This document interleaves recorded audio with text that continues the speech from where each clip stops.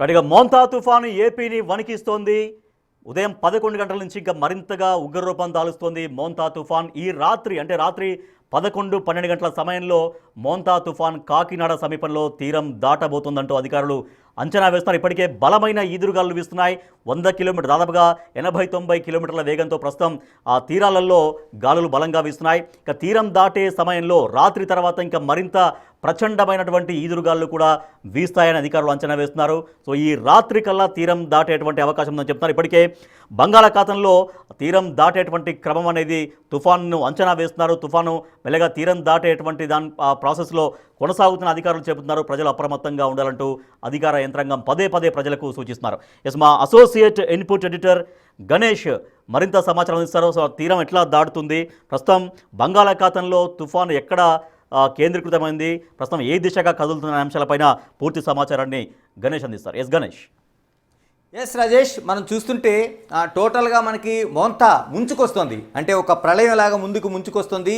ఏదైతే హెచ్చరికలు జారీ చేశారో ఆ హెచ్చరికలకు అనుగుణంగానే మనకి అక్కడ ఉండే పరిస్థితులు కనిపిస్తున్నాయి. ఇప్పటికే తీర ప్రాంతం అల్లకల్లోలంగా మారుతుంది, ఉధృతంగా మారుతుంది, ఎప్పుడు ఉప్పనిగా మారుతుందని ఒక భయాందోళనలు అయితే కనిపిస్తున్నాయి. టోటల్గా మనం చూసుకుంటే ఇక్కడ ఇప్పటివరకు ఉండే అంచనాలను తలకిందులుగా చేస్తూ కాకినాడ యానమల మధ్య దాటే అవకాశం ఉందనేది ఇప్పటికే వాతావరణ శాఖ హెచ్చరికలు జారీ చేసింది. దీనికి సంబంధించింది రాష్ట్రమే కాదు, ఆంధ్రప్రదేశ్ రాష్ట్రమే కాదు, మిగతా దేశంలో మరోవైపు ప్రపంచం నుంచి కూడా అంటే వరల్డ్ సంబంధించిన వాతావరణ శాఖ కూడా దీనికి సంబంధించిన అబ్జర్వేషన్స్ అనేవి జరుగుతున్నాయి. ఎంత తీవ్ర స్థాయిలో వస్తుందనేది మోంతా ఇప్పటికే ముంచుకొస్తున్నది. అంటే ఇప్పటికే తీరం తాకకపోయినా దాని ప్రభావం అనేది అనేక ప్రాంతాలపైన కనిపిస్తుంది. ఇప్పటికే ఉప్పాడ కావచ్చు, లేకపోతే కాకినాడ పరిసర ప్రాంతాలు కావచ్చు, యానం కావచ్చు, ఇటు కోనసీమ అమలాపురం కావచ్చు, అటు మచిలీపట్నంలో చిన్నగా ఉన్నా సరే, ఎందుకంటే మచిలీపట్నంలో వెళ్తుందనుకుంది కొంచెం అది తన దారి మార్చుకుంది. ఇలాగా ఇప్పటికే అనేక ప్రాంతాల్లో మనకి తీవ్రత కనిపిస్తుంది. ఇంతకీ మోంతా ఎలాగా ప్రయాణం చేస్తుంది ఒక్కసారి మనం విజువల్స్లో చూడొచ్చు. మనం మోంతాకు సంబంధించిన సైక్లోన్ సంబంధించిన విజువల్స్ చూస్తున్నాం. మనం టోటల్గా దీనికి ఇక్కడ ఏదైతే మనకి వ్యాల్ఫుల్ కనిపిస్తుందో, ఒక సుడిగుండల్లా కనిపిస్తుందో, ఇందులో మధ్య భాగంలో మనకి గ్రీన్గా ఒక బ్లూగా కనిపిస్తున్న ప్రాంతమే దీని కేంద్రం. అంటే మోంతాకి ఇది ప్రధానమైన కేంద్రం. అంటే చుట్టూ ఉండే ఏదైతే ఉందో విండు డైరెక్షన్స్ ఏమైనా ఇవి కాకుండా మధ్యలో కనిపిస్తున్న ప్రాంతమే మనకి కీలకమైన ప్రాంతంగా మనం చెప్పాలి. ఇది దాదాపు ఈ చిన్నగా కనిపిస్తున్న ప్రాంతం మనకి శాటిలైట్ వ్యూ ప్రకారం ఇక్కడ కనిపిస్తున్నది దాదాపుగా 200 కిలోమీటర్ల వ్యాసార్థంలో మనకు కనిపిస్తుంది. అంటే ఈ ఒక్క చిన్నది కూడా ఇది ఎప్పుడైతే ఈ ప్రాంతాన్ని తాకుతుందో దీన్ని తీరం తాకినట్లుగా ఒక ప్రధానమైన అంచనా వేస్తారు.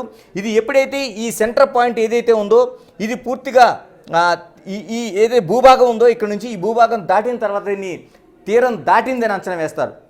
దాదాపుగా 200 కిలోమీటర్ల వ్యాసార్థంలో ఉన్న ఏదైతే ఈ ప్రాంతం ఉందో ఇదంతా ఈ మోంతా ఇక్కడ నుంచి దాటడానికి ఎలాంటి పరిస్థితులు ఉంటాయి, ఇప్పటికే తీరం తాకందే కనిపిస్తుంది. మరి ఈ వ్యాసార్థం తీసుకుంటే అంటే చుట్టూ మనకి ఒక సుడిగుండలా తిరుగుతున్న ప్రాంతం దాదాపుగా 2000 కిలోమీటర్ల ప్రాంతం ఉందనేది ఇప్పటికే వాతావరణ శాఖ అంచనా వేసింది. అంటే 200 ప్రధాన కేంద్రీకృతంగా ఉన్న ప్రాంతం అయితే దాని చుట్టుపక్కల ఉండే ఏదైతే ప్రాంతం ఉందో దాదాపుగా 2000 కిలోమీటర్ల ప్రాంతం ఉందనేది ఒక అంచనా వేసింది. అందుకని ఇప్పటికే తీరం తాకకముందే ఆ ప్రాంతాల్లో తీవ్ర ప్రభావం కనిపిస్తుంది. సముద్రం అల్లకల్లోలంగా కనిపిస్తుంది. ఉప్పెనలు వచ్చే ముందు ఏ విధంగా ఉంటుందో ఆ విధంగా కనిపిస్తుంది. పూర్తిగా ఆకాశం అంతా మారిపోయింది క్షణం. ఎందుకంటే ఉదయం మనకి 6 గంటల నుంచి మనం బిగ్ టీవీ అప్డేట్స్ ఇస్తుంది. 6 గంటల నుంచి 6 అంటే వాతావరణ శాఖ ప్రతి 3 గంటలకి దీన్ని అప్డేట్ చేస్తున్నా బిగ్ టీవీ మాత్రం క్షణం మన రిపోర్టర్లు అందరూ అక్కడ అన్ని చోట్ల మోహరించారు. ప్రతి గంటకు కాకుండా ప్రతి క్షణం కూడా ఏం జరుగుతుందో మార్పులు అనేది మనం ప్రతి క్షణం చూపించడానికి ప్రయత్నం చేస్తున్నాం. ఇందులో భాగంగా ఇప్పుడు అనేక సముద్ర తీర ప్రాంతం అల్లకొల్లోలంగా కనిపిస్తుంది. ఉప్పాడైతే నిజంగా తీరం తాకింది అన్నట్టుగా అక్కడ కనిపిస్తుంది. మనకి ఇప్పటికే వచ్చిన సమాచారం కావచ్చు, మనం ఇంతకుముందు చూసిన దృశ్యాలు కావచ్చు. ఇది మనకి ఇప్పుడు టోటల్గా ఉండే పరిస్థితి.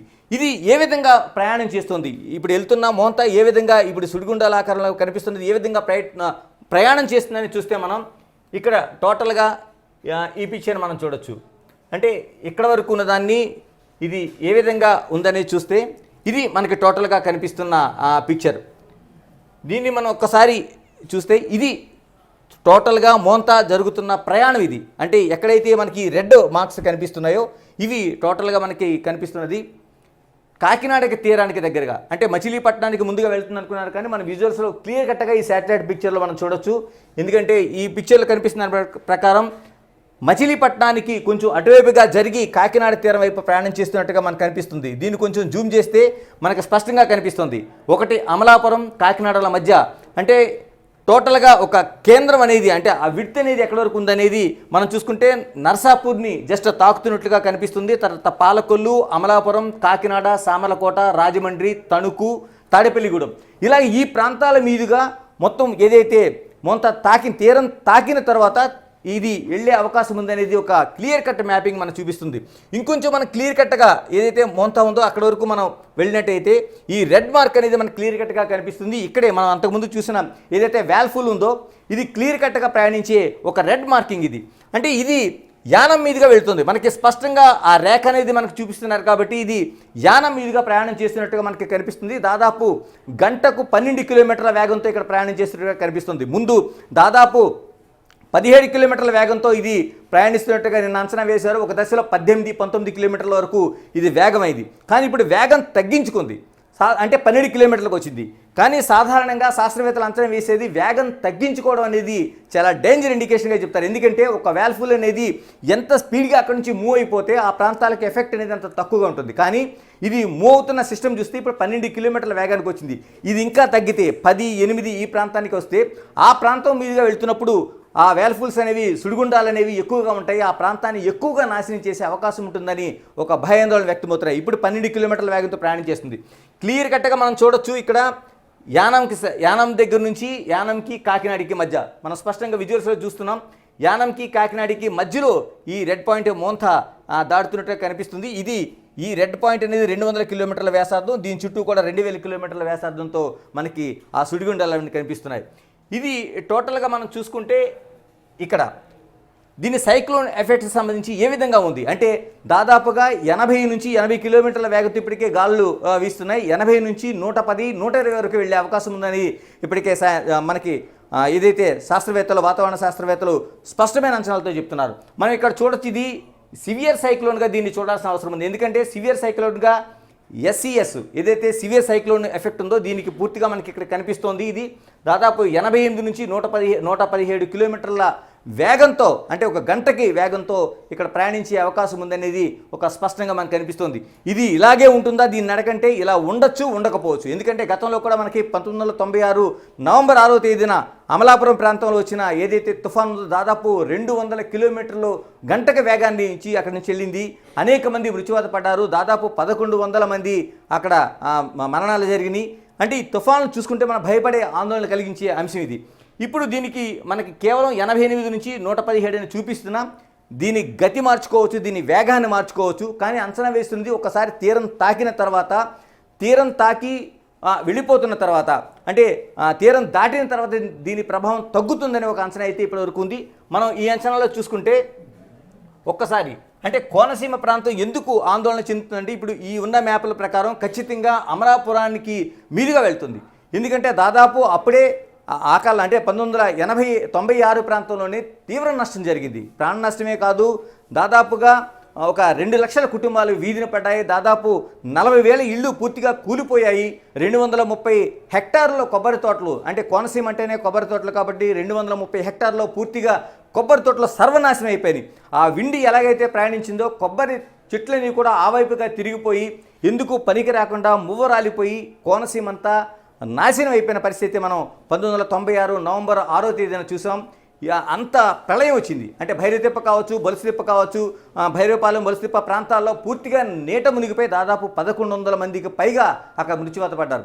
ఇంత దాడును చూసాం కాబట్టి ఇప్పుడు ఏదైతే తీరం దాటుతుందో ఇది ఖచ్చితంగా అమలాపురానికి కాకినాడకి మధ్య మనకి ఈ రేఖ కనిపిస్తుంది. ఇంకా క్లియర్ కట్గా చూడాలంటే ఇది యానంకి మీదికి వెళ్తుంది. యానంకి, అమలాపురానికి, కాకినాడకి అంటే కాకినాడకి అమలాపురానికి మధ్య సెంటర్ పాయింట్గా మనకి యానం ఉంటుంది. ఎందుకంటే గోదావరి కలిసే ఒక పాయల్లో అంతర్వేదితో పాటు యానం కూడా ఒక 2 పాయలుగా గోదావరి కలుస్తుంది కాబట్టి ఇందులో ప్రధానమైన పాయ యానం దగ్గర ఉంటుంది. అంటే దాని పైగా వెళ్తున్నప్పుడు దీని ప్రభావం గోదావరి పరివాహక ప్రాంతంలో, గోదావరి ప్రవహిస్తున్న ప్రాంతాల్లో ఎంత తీవ్రంగా ఉంటుందనేది ఒక ఆందోళన వ్యక్తమవుతుంది. 1996 నుంచి కూడా బిక్కుబిక్కుమంటున్న కోనసీమ వాసులు ఇప్పుడు మోంతా తుఫానుతో చాలా భయాందోళన వ్యక్తం చేస్తున్నారు. ఇది ఏ విధంగా అవబోతుంది? ఎందుకంటే దాదాపు గంటకి 110 కిలోమీటర్ల వేగంతో గాలులు వీస్తే అక్కడ ఉండే తోటలే కాదు, ఇళ్లే కాదు, ఏమవుతాయనే ఒక భయాందోళన కనిపిస్తుంది. ఎందుకంటే ఒక్కసారిగా దిశ మార్చుకోవడంతో ఈ విధంగా భయాందోళనలు అయితే వ్యక్తమవుతున్నాయి. మనం ఈ టోటల్ పిక్చర్లో చూసుకుంటే మనకి ఎన్ని ప్రాంతాలండి, అటు సామర్లకోట కావచ్చు, రాజమండ్రి కావచ్చు, తణుకు కావచ్చు, పాలకొల్లు కావచ్చు, నర్సాపూర్, ప్రధానంగా భీమవరం లాంటి ప్రాంతాలు కావచ్చు, ఇవన్నీ కూడా నష్టం జరిగే అవకాశం ఉందనేది స్పష్టంగా కనిపిస్తోంది. మరోవైపు దీనికి సంబంధించి ఏ విధంగా ఉండబోతుంది, ఈ సైక్లోన్ విండ్కి సంబంధించిన ఎఫెక్ట్ ఏ విధంగా ఉండబోతుంది అనేది కూడా ఐఎండీ మనకి స్పష్టంగా మెట్రాలజీ డిపార్ట్మెంట్ మనకి స్పష్టంగా చెప్పింది, వాతావరణ శాఖ. దీంట్లో ప్రకారం మనం చూసుకుంటే ఒక అంచనా, అంటే టైం టు టైం, అంటే దాని పొజిషన్ ఏంటి, మ్యాక్సిమం ఏ విధంగా వెళ్ళబోతుంది, కేటగిరీ ఏ విధంగా ఉందో, సైక్లోన్ కేటగిరీ సమయంతో పాటు దీనికి ఇచ్చారు. మనం ముందుగా చూసుకుంటే దాదాపు 11 గంటలు, తర్వాత ఈ 12 గంటల ప్రాంతమే కాదు, సాయంత్రానికి ఖచ్చితంగా మనకి ఇక్కడ ఇది గ్రీనిచ్ కాలమానం ప్రకారం ఇచ్చారు. భారత కాలమానం ప్రకారం దీన్ని మార్చుకుంటే 12 ఉన్నదానికి దాదాపుగా మనకి 5:30 గంటలు, అంటే 5:30 గంటల పాటు మనకి ఉంటుంది. సాయంత్రం 5:30 గంటలకు ఖచ్చితంగా ఈ స్థాయిలో ఉండబోతుంది అనేది మనకు చూపిస్తోంది. ఇందులో చూస్తే దాదాపు 90 నుంచి 100 కిలోమీటర్లు గంటకు అంత వేగంతో మనకి సివియర్ సైక్లోన్గా మనకి ఇది మారబోతుంది, మోంతా అనేది మారబోతుంది అనేది స్పష్టంగా వాతావరణ శాఖ హెచ్చరికలు జారీ చేసింది. అంటే దాదాపు 110 కిలోమీటర్ల వేగంతో, 100 నుంచి 110 కిలోమీటర్ల వేగంతో గాలులు వెళ్తే ఏమవుతాయనేది మనం చూడొచ్చు. ఇప్పటికే దాదాపు 70 నుంచి 80 కిలోమీటర్ల వేగంతో గంటకి గాలులు వీస్తుంటేనే ఉప్పాడ కావచ్చు, లేకపోతే కాకినాడ కావచ్చు, లేకపోతే మిగతా అమలాపురంలో కొన్ని ప్రాంతాల్లో ఉండే సీకోస్ట్ ప్రాంతాలు కావచ్చు, భయాందోళనలో గడగడలాడుతున్నాయి. అలాంటిది 110 కిలోమీటర్ల వేగంతో కానీ ప్రయాణం చేస్తే ఏమవుతుందనేది మనం ఊహించుకోవచ్చు. ఆ తర్వాత ఇది ఇప్పటివరకు ఉన్నది తీరం తాకేటప్పుడు మాత్రమే. మరి తీరం దాటేటప్పుడు దీని ప్రభావం మరింత విస్తృతంగా అవుతుంది. ఎందుకంటే చాలా తుఫాన్లో మనం చూసాం, అది ఎంత విస్తృతంగా ఉంటుందంటే తీరం దాటేటప్పుడు అది వేగం అంటే 12 కిలోమీటర్ల వేగంతో దాటుతుంది. కాబట్టి ఒక అంచనా వేసినా అది వేగంగానే తగ్గితే, అంటే ఆ వేల్ఫుల్ అనేవి, సుడిగుండాలు అనేవి క్రమేణా అక్కడే తిరుగుతూ స్లోగా వెళ్తే మాత్రం పెద్ద నాశనమే మనకు జరుగుతుంది. దానికి సంబంధించిన పిక్చర్ కూడా, అంటే దాదాపు రాత్రి 11 గంటల వరకు తీరం తాకిన తర్వాత, సాయంత్రం 5:30 గంటలకు తీరం తాకిన తర్వాత రాత్రి 11:30 గంటల వరకు దాదాపు 6 గంటలకు పైగా ఇక్కడ మనకి ఈ తుఫాను ప్రభావం అనేది, మోంతా ప్రభావం అనేది మనకు కనిపిస్తుంది. ఎందుకంటే దాదాపు 200 కిలోమీటర్ల వ్యాసార్థంలో ఉన్న ఏదైతే ఉందో అది పూర్తిగా దాటడానికి ఈ టైం పడుతుందని చెప్తున్నారు. ఇందులో కూడా అంటే 11 గంటల వరకు ఇదే దాదాపు 110 ఉండేది 105 కిలోమీటర్లు, అంటే ఒక గంటకి వేగంగా మనకి జరిగే అవకాశం ఉందని సివియర్ తుఫాన్గానే మనకి సైక్లోన్గా మనకు కనిపిస్తుంది.